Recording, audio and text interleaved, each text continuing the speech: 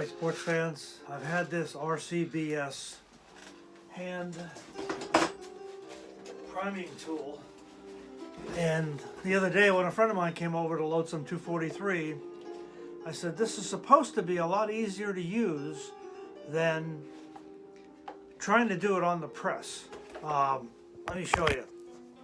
That's typically how I like to do it, one at a time, but I must say it appears to be so much easier to use this.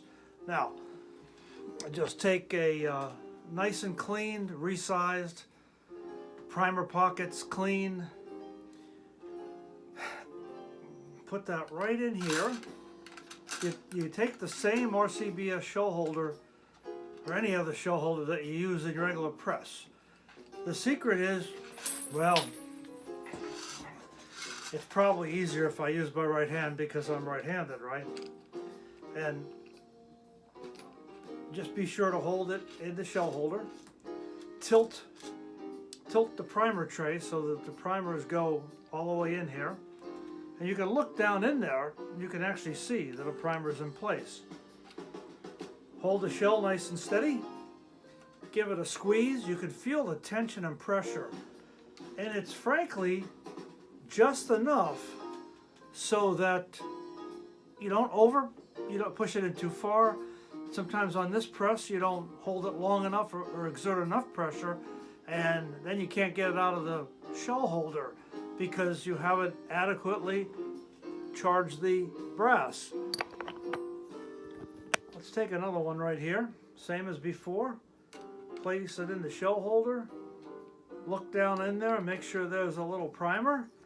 Squeeze, let go, voila, that easy.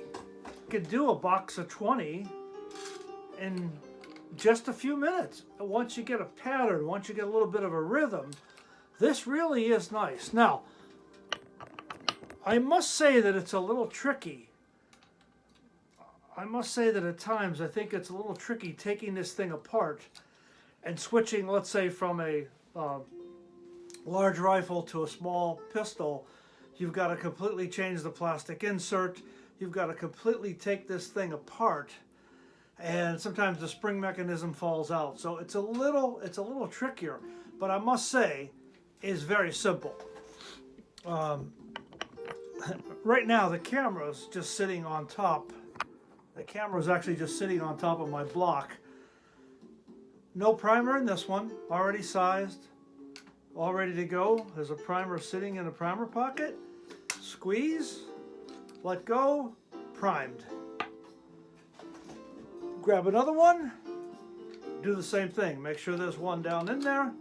Hold it nice and still, squeeze, let go, primed. I'm telling you folks, this is easy. I would have thought this was going to be a lot more difficult, and I have arthritis in this hand. It's worse in this hand. You see that I'm wearing a brace.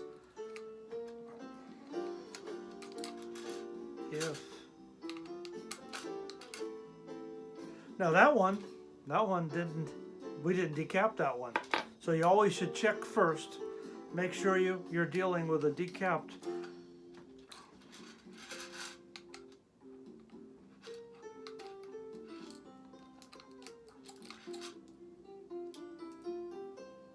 Let's try this again.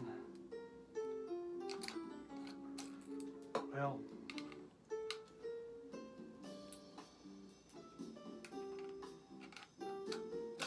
once again, be sure that you're not putting one that's already primed in there. Be sure you're not putting one in there that I dropped a couple on the floor. This thing works really well. As always, when you're reloading, pay attention, stay focused. Don't try to do multiple tasks. Check and double check. Decapped, primer pocket cleaned, ready to accept. If there's one in there, it's not going to go in there, and you run the risk of possibly igniting one that you don't want to do. There's another one that's empty. There's one sitting in there. I mean, I'm a believer now. This really was a better way to do this.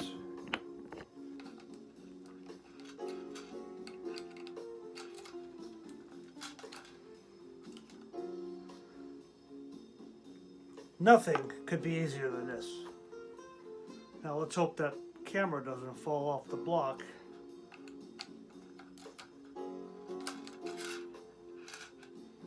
All right, that's all for now, folks.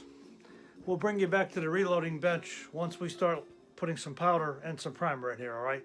All right, sports fans, Boomer Ranger Ron here in the reloading bench.